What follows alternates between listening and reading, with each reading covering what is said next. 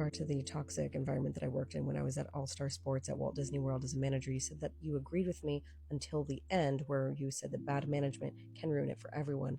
But it sounded like they heard you and fixed it. The pandemic is what ended it. I will always give credit where it is due. Kelly Klein, who was the GM of All Star Sports when I was there, she did listen to us when we all finally started snapping, and this was at the very breaking point of it. She listened to us and encouraged other people to come forward, but she also asked why others hadn't stepped forward before this. The issue was that the system had already been put in place where we did not feel that we were safe to talk about what was going on. At All Star, for my department specifically, we would come into our building by ourselves, do all of our work by ourselves. We would get on one call at about 8 a.m., do what we needed to do there, get yelled at, and then we would go into our building all day by ourselves. At the end of the day, we'd put up our phones, take in our assignments, do everything by ourselves, send our pass notes, and go home. And since they constantly kept us separated, this meant that the only time that we ever had a chance to talk to one another and see that, oh, you're going through that too? Oh, they did that to you? Was when they were yelling at us and when we were getting in trouble. So we avoided being around other people. And that's also why it took so long for what was happening to come to light, because we did not feel that we had a space to actually speak up. And you are absolutely right that bad managers often ruin a workplace. But at the end of the day, Disney didn't address those things that were going on with those bad managers.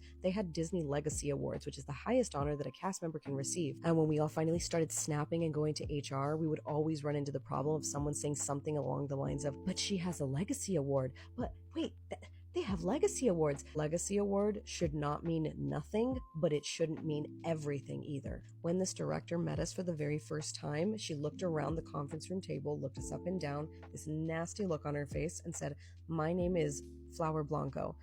You're going to hate me. Everyone hates me, but I get the job done."